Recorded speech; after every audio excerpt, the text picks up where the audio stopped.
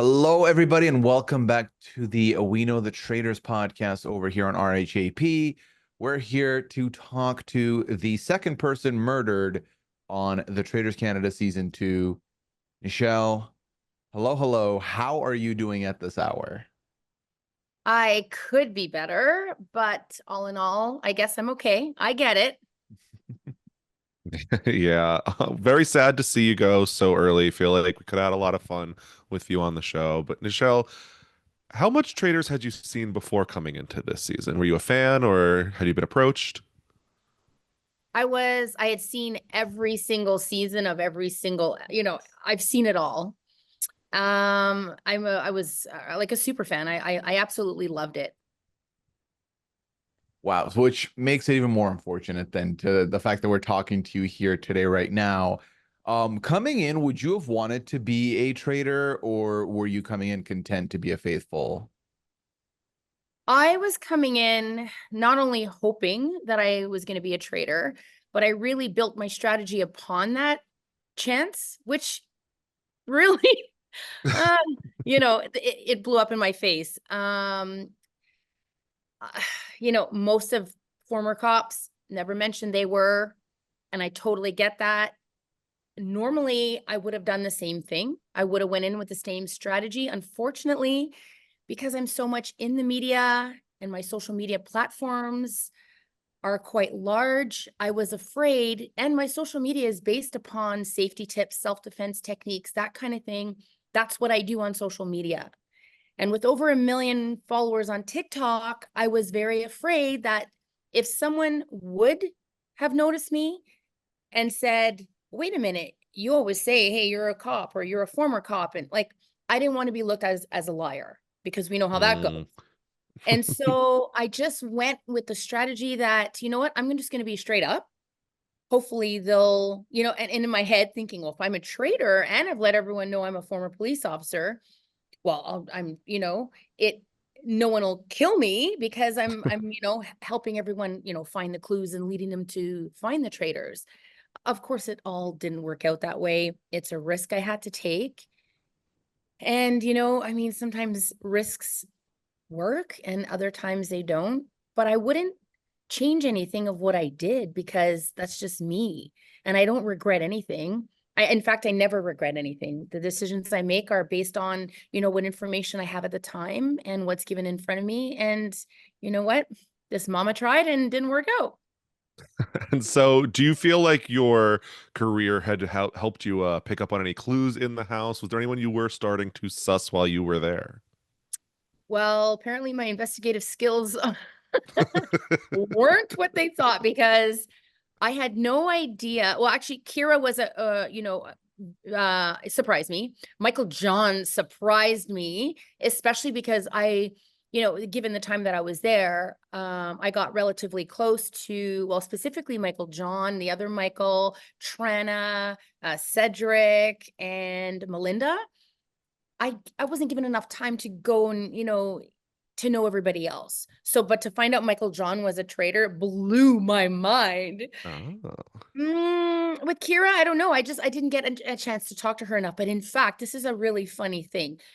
The night that I got murdered at breakfast the morning before, I actually said something to her because I happened to be sitting beside her, which was so, odd.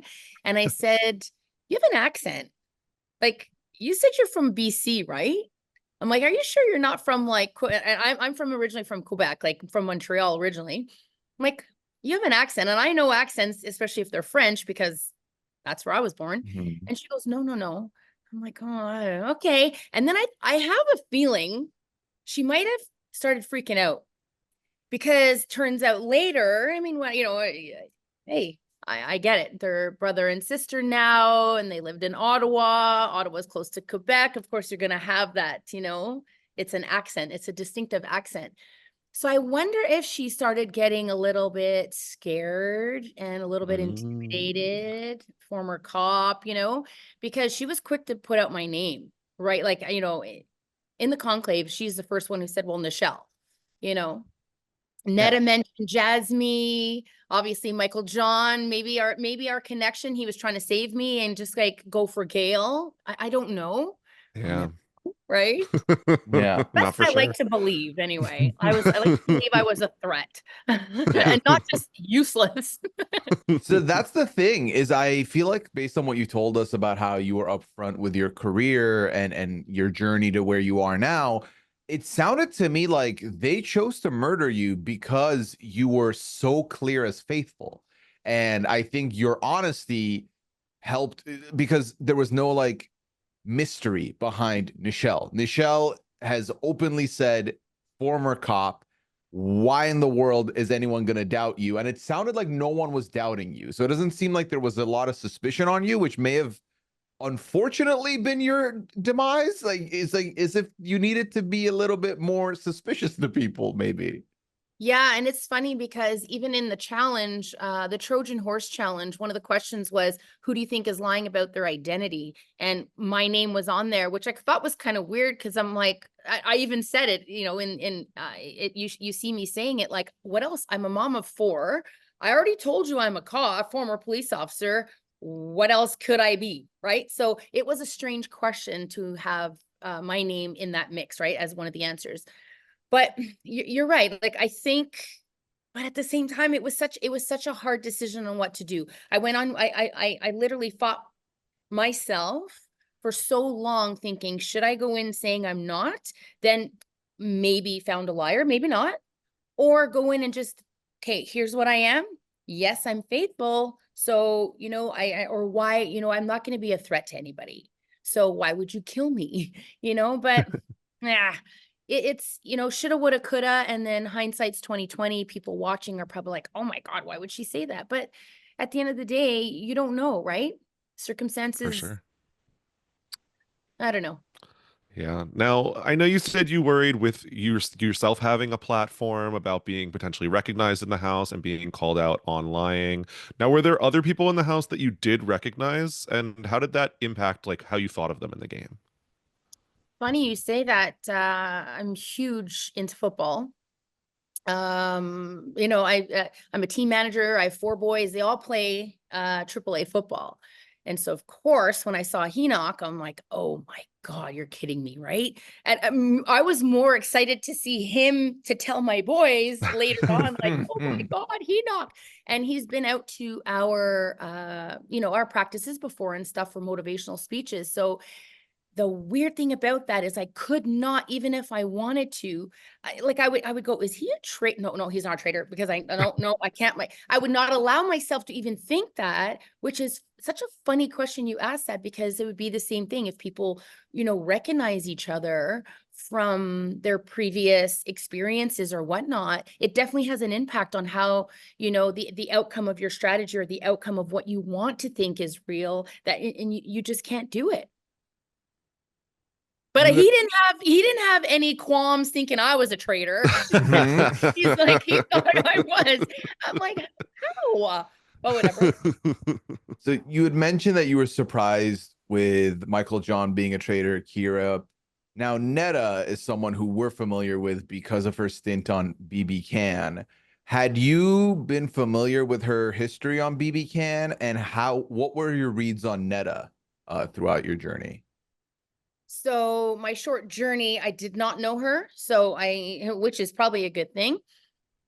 The funny thing, she was like 4th on my, like, I had like top 4. She was my 4th. Ooh, Yeah. okay. In fact, I thought Kirkland was like, he was top 1 on my, but I don't know really, his mannerisms to me, he was just quiet and scope, but not that anything's wrong with that, because I'm very quiet also. I read the room. I like the small groups, get to know people, you know. So I thought Kirkland, I thought Aaron, because Hmm. again, very quiet, you know. I thought Netta, sorry, my 3rd one was Jasmine. Just again, kind of Mm. a quiet girl until she, you know, she comes No out. longer quiet. I know, right? And then Netta, because man, I was just like, no way. She doesn't make eye contact. She has these little, I could just see like these facial expressions. It's hard to say. They're so minimal, but it's like, so she was on my list, but she made 4th on my list. So I'm not Okay. surprised.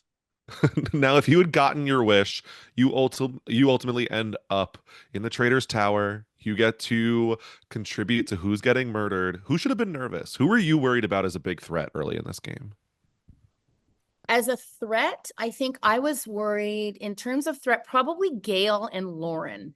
They're very powerful women presence, really great. They're influential. They've done amazing things. They're powerhouses.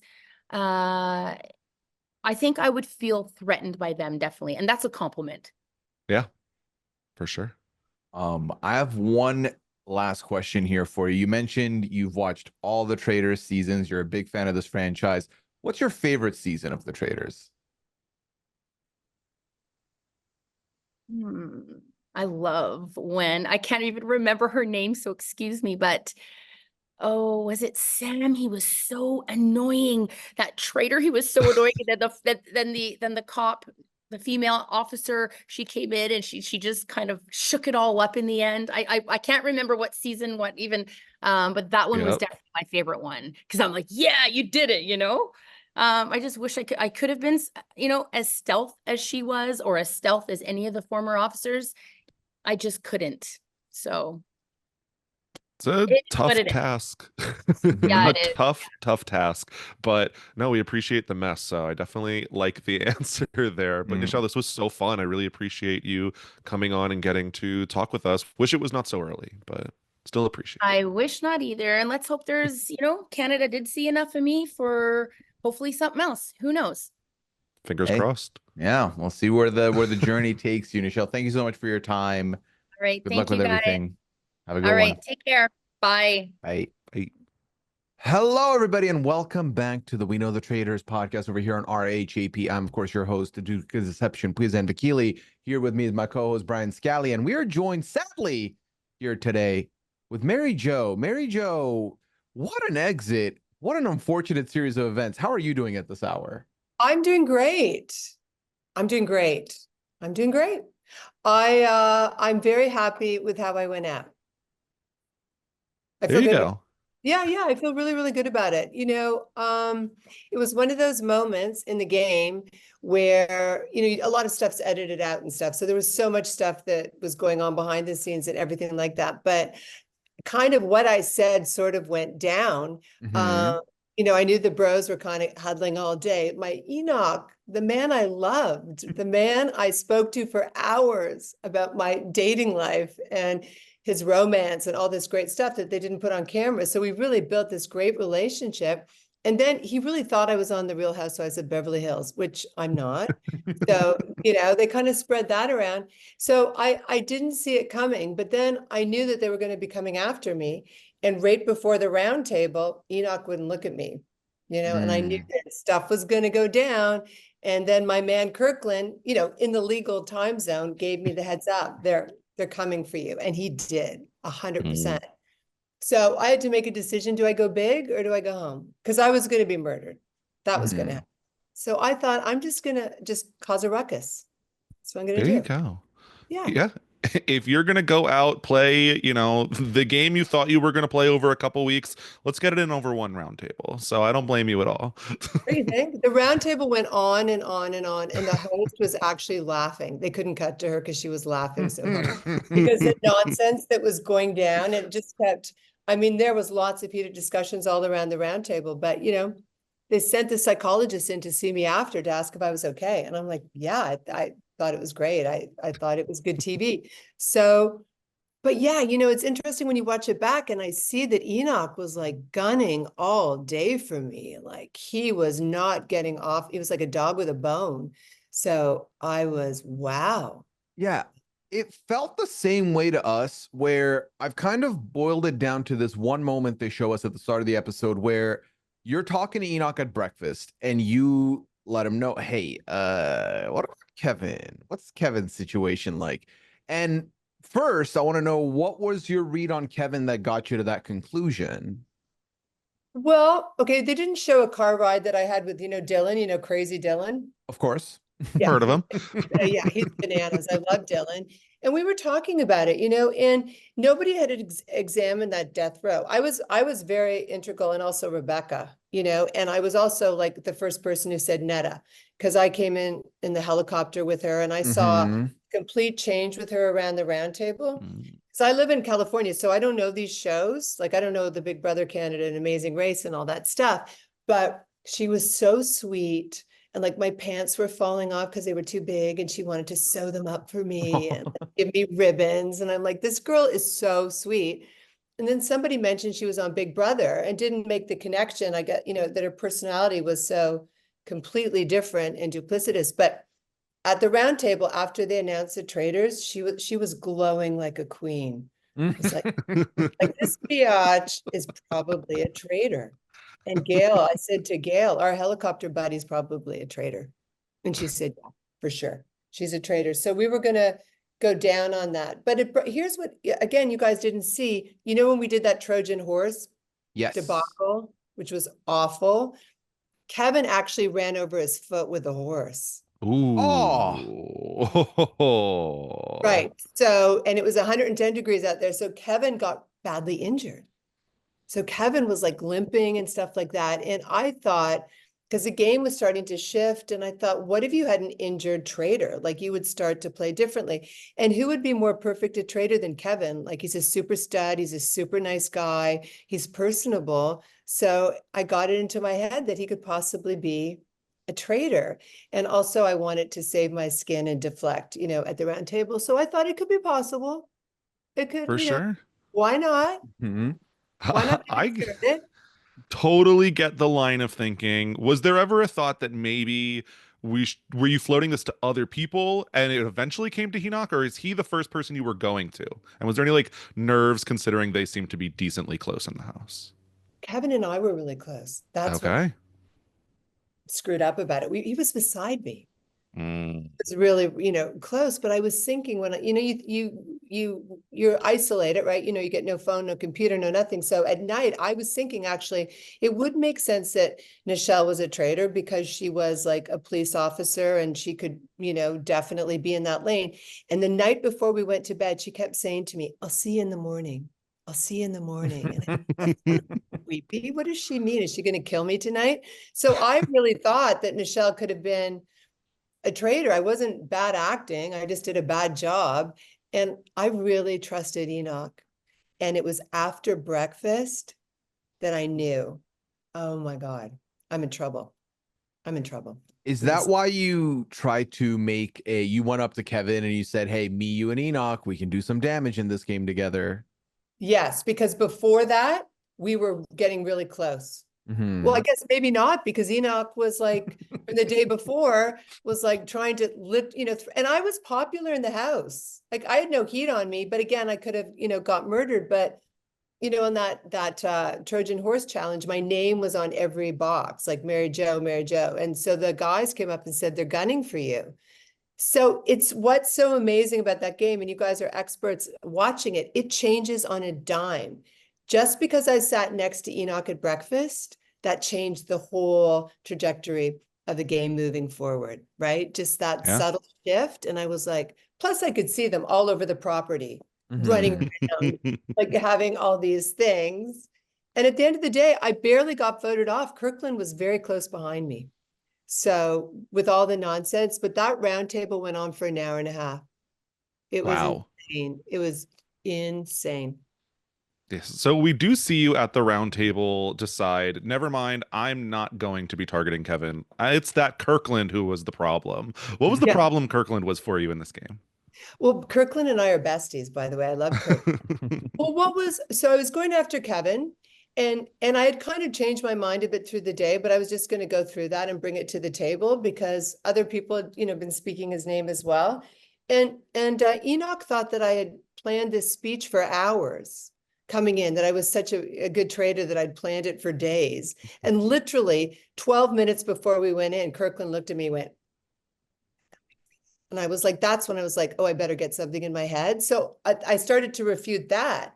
And then I had to say, well, Kirkland told me, and Kirkland went ballistic. And he did tell me that before, and we're friends. So we both then, then the dynamic shifted. But he's the one who told me they're coming after you. And they were. So he gave me the heads up and then he lied at the round table. Let me just say, Pretty for much. 12 minutes, that is a great plan to put together. 12 minutes is not a lot of time to No. figure out what to say. I had no time. Yeah. You're so isolated in the show, right? Like when you get escorted places, you can't. And so when you're waiting to go at the round table, I was thinking, okay, do I sit there and wait for the bros to come after me? No, I'm not going to do that. I'm going to just be outrageous and go after them. And you see Kevin's like, what is happening here? What is going on? And then Enoch like was wrong on every front. Kira, me, everybody. So he texted me. He was like, "Oh my God, I'm so sorry. I'm so sorry. I did that to you." Yeah. Because I love him. He's a great guy. He's a great guy, but he really screwed me over. It happens, unfortunately, on this show a few too many times throughout the course of a season. Now, I know you said, had Kirkland not given you that heads up, you would have approached this roundtable differently. What does that look like if you don't get the heads up? How do you approach this week? If I didn't get the heads up about it, I might know that it might be coming, but there was things I could have done to deflect to other people for sure. And the roundtable started off with Pac-Man, relitigating that whole thing with Rebecca. Like, just who gives a shit? I can't swear. You're fine. Go for it. Oh, who gives a shit? Like, that's so boring. And you're also sitting there going, can we do something here? Like, let's get into this. So I don't know who would have jumped in after Pac-Man, but I would have examined Death Row, I think, a little bit. And, it was going to be Mike. Mike was on the chopping block for sure. It was going to be him. I mean, you guys have been watching. He had a tough time, right? Yeah. Mike's been pretty much on the chopping block now. It feels like 2 weeks in a row. And I'm still not quite sure what he has done. I mean, Michael John has been rightfully in the chopping block because of his stuff, but Mike has continued to be a mystery to us, I feel like. Well, I think that and again, it wasn't shown on camera. So I don't know. I mean, it's like how they edit it, but I think that what we couldn't understand, and we had many discussions about it, specifically, I guess, maybe Trana, Kirkland and I, is that he seems so emotionally fragile. Like, how could you put psychologically somebody in that position? And that made us think he was a traitor, right? Because how could you? But, it didn't make sense to us. Like, if he was that volatile, and that fragile and sort of like that sensitive, why would they let him on the show? Because they wouldn't. So we were thinking, oh, maybe he's a traitor. Right. Traitor. So that was our thinking. So that night it was going to be him. But then I'm watching the roundtable, and also Dylan was thrown into the mix too. But there was a whole, nobody was going after me until but there was a whole contingency going after Kirkland. Belinda and Trana Yes. are determined. Determined. And we love them for it. But now, Mary Jo, we do see also Enoch brings up as a point that he thinks you're protesting a little bit too much, constantly trying to affirm with him that you are not a traitor. Do you think you were even doing that more than anybody else in this house? Is that fair? No, I would just make jokes about it. I'd go, well, I'm a faithful, right? And we actually said to each other, I said, I don't even care if you're a traitor. We had such good chemistry, but you see our heartbreak a little. I said, just take me to the end. Just take me to the end. And he said, vice versa. I said, for sure. We'll just go to the end. So I was just making jokes about it. He overanalyzed that car ride. Really Sounds badly. about right. Right? I mean, where was the evidence? There was no evidence, right? He screwed up. That's the thing with this game that I find fascinating, is that because you do not have any hard evidence, people will just go off gut reads, and very quickly you can find that, oh, some people just don't have gut. It's reads that are just mindless, which makes it entertaining for us, but then unfortunate for the person we interview that night, Yeah, it was kind of mindless and dumb. And the thing is, they do take out strong players right off the top, likable players, strong players. So we were always going to be on the chopping block a little. And I think he realized after, like, what if he had really aligned? Like, if we had have had that alliance, we could have done something with it. But he was like a hysterical woman. You could not calm him down, just all around the property, like Mary Jo, Mary Jo, Mary Jo. So he was determined. He was determined. And the guys followed him. The guys followed him. So if you don't get voted out here, if Kirkland goes, someone else goes, this, accusation never happens. Who did you feel good about? Who would you have kept working with? Well, here's my thing. I had two objectives to do the show. One, to get on the poster, which I did. Yeah. So I was excited for We that. love it. Okay. And two, I wanted to make an iconic round table that was just, that's what I wanted. A big exit, mic drop, and I got that. If I had have moved on, I would have settled into the game. I would have gone, oh, maybe I can win this. Maybe I can win this. And Netta, who I suspected right from jump, kept trying to get in the car rides with me. And I'd like, no, I'd kick her out of the car. Oh, no. Like, yeah, And she we're would just good. go, okay, and be like all quiet. And, because I knew that I didn't trust her at all. And we started to bond. So I knew that she could. Dylan was way too volatile to, I think that I would have started to gravitate towards Gail. And honestly, Kevin's a great shield. Kevin is like a great safe spot to be. The ladies like Lauren, Jasmine, they're very emotional. But I think that I would have gone in that direction. Pretty much. Well, I do think we're running out of time here, Mary Jo, but I have one last question for you before we do. If you got to play this all over again, would you would you prefer to be a traitor over a faithful? Yes, that's what I want it to be. At the beginning, yeah. I wanted to be a traitor really badly. And I would have been a really good traitor because people really liked me and trusted me in the house, except, well, Enoch. But I would have had a different approach to it. So I would have loved to have been a traitor. And after you don't get picked to be a traitor, because it's really high pressure, she walks around the room. There's great relief in knowing that you can just be a faithful and you can just be who you are, pretty much. There is relief in that, I have to say. I would have loved to have been a traitor. I think they could have picked, I think they had a lot of really cool people to pick as traitors. So I was surprised when I found out who the traitors were. I do think we were spoiled for options, and I wish we could have seen it. But who knows? Season 3, maybe another time. Yeah, you never know. You never know. I've gotten great response from it. People have loved it. Done interviews and like the women are like, all right, standing up to the dudes. I'm like, yeah. Take the bros down. Take the bros down and wait till you see what's coming. Can't wait. Can't wait. It's going to be a good time. Thank you so much for your time, though, Mary Jo. We appreciate it. And we hope this isn't the last we see of you on one of these shows. Well, thank you very much, guys. Thank you. Of course. Take care. Bye. Bye.